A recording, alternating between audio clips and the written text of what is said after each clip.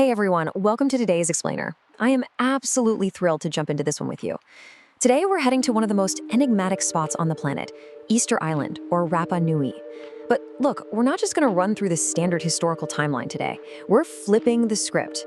We are going to view this incredible island through a completely cosmic lens, using a totally different framework to map out its rise and its fall. So, here's the big question. Can Vedic astrology actually explain the ecological and societal collapse of Easter Island? It sounds kind of wild at first, right? But today, we're treating Rapa Nui's geography and history as an ancient, esoteric code that is just waiting to be deciphered. To pull this off, we're using Jyotish. That's the traditional Hindu system of astrology, which translates perfectly to the science of light. In this system, geography isn't just, dirt and rock. Locations themselves act as these deep, energetic, and karmic nodes. So through the lens of Jyotish, we're looking at Rapa Nui as this massive karmic knot of ancestral memory. Okay, let's dive into this cosmic blueprint. We've got four main planetary energies here, and how they literally showed up on the island. First up is Saturn, which rules over durable stone and that deep megalithic memory. Then there's Rahu, the energy of the gigantic and out of scale, giving us those iconic Moai statues. Mars brings the heat, the sacred fire or Agni, fueling the island's 3 volcanoes and strict clan structures. And finally, Ketu, the ultimate force of separation, which perfectly mirrors the island's extreme isolation. This planetary arc right here, this is going to guide our entire analysis today. All right, part 1, Rapa Nui's karmic signature. Every single place on Earth has a base energy driven by its exact coordinates. Just look at where Rapa Nui sits. It's way out in the South Pacific, specifically south of the Tropic of Capricorn. In Jyotish, that band of the Earth is known as Makara, and it is firmly governed by Saturn. And what is Saturn all about? It's the planet of ancient memory, of these vast, sweeping cycles of civilizations rising and falling, and most importantly for us, durable stone and monoliths. So right out of the gate, this cosmic positioning perfectly explains why the island was so deeply obsessed with megalithic stone from the very beginning. And if we zoom in from that macro astrology down to the micro reality, the island's latitude places it squarely under 2 specific sky mansions, or nakshatras, Shravana and Dhanishta.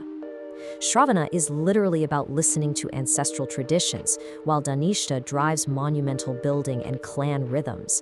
Basically, these specific stars took Rapa Nui and turned it into a physical karmic archive, literally crystallized in awe-inspiring stone. Moving on to part 2, Rahu and the mystery of the Moai. Let's transition to the incredibly active building energies of the island. Just let these numbers sink in for a second. 10 meters tall, 90 tons. That is literally the equivalent of dragging 15 adult elephants across a rugged island without a single modern machine. No wheels, no cranes. We're talking about staggering physical realities here. These monolithic statues carved straight out of volcanic tuff and moved by pure, sheer human ingenuity. Now, what's really interesting about this is how perfectly the Moai align with the energy of Rahu. In Vedic astrology, Rahu is the ruler of the enigmatic, the undeciphered, and the downright gigantic.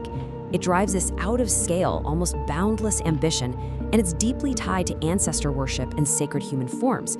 So the Moai aren't just cool statues. They are a pure physical manifestation of Rahu's obsessive, gigantic energy. We're looking at an entire society ritually obsessing over monumental scale.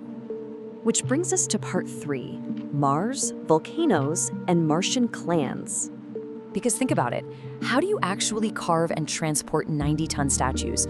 You need a totally different kind of force.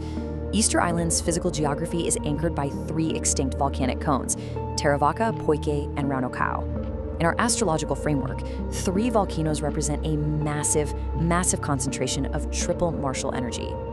And Mars provides Agni, that sacred, intense fire. Listen, you cannot pull off monumental engineering on the scale of the Moai without intense, unwavering discipline. This fierce martial fire fueled a highly organized, super rigid clan hierarchy.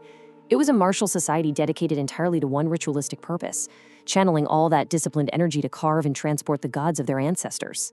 Next up, part 4, the sun and moon, and the Birdman cult. Eventually, that huge era of building the Moai came to an end, shifting the island to its cultural and spiritual peak. And this brilliantly illustrates how the Tangkata Manu, or Birdman ritual, stepped in to balance two absolutely vital forces. On one hand, you have the sun, which represents kingship, royal lineage, and hard political power. On the other, the moon, representing fertility, natural cycles, and the islanders' profound connection to the sea. The Birdman ritual was this high-stakes, intense competition to gather a sacred egg, and whoever won actually determined the societal leadership for that whole year. But there is a crucial third element at play here: Ketu. In Jyotish, Ketu is associated with birds, flight, and shamanic trance. So the Birdman cult was basically the ultimate manifestation of this Sun-Moon-Ketu axis. It took standard political dominance, the sun and moon, and blended it seamlessly with the spiritual flight of Ketu. It was an incredible rite of passage that tethered earthly power directly to the spiritual realm.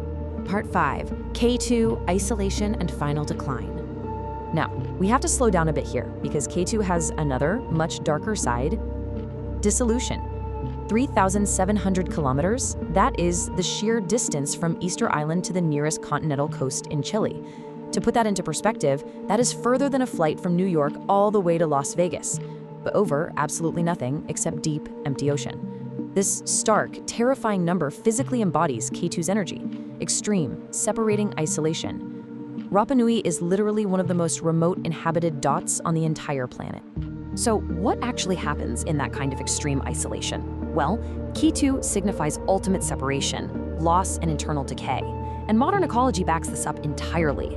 Research shows the island suffered massive deforestation, severe ecological erosion, and the devastating introduction of invasive species, like rats.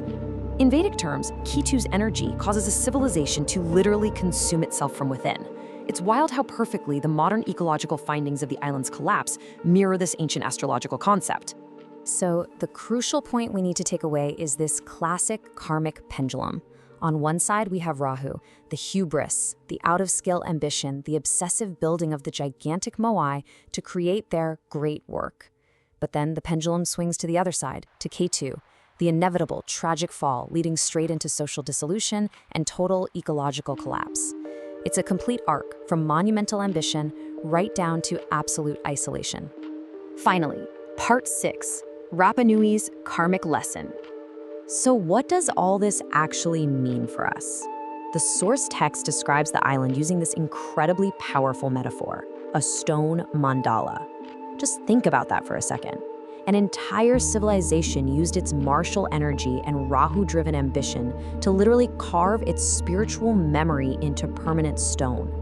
They built this magnificent mandala out of solid rock, only for the natural karmic cycle of Ketu to roll in and dissolve the very society that built it, sweeping it away just like a mandala made of sand. Which leaves us with this really profound final thought. When we look at Rapa Nui through this cosmic lens, we have to ask ourselves, what is the karmic limit between the towering greatness of our own modern civilizations, our own giant monuments, and our ultimate ecological fragility? It's a huge question, written in the stars and carved right into the stone of Easter Island, just waiting for us to finally pay attention. Thanks so much for joining me on this explainer today. Keep learning, keep questioning, and I'll catch you in the next one.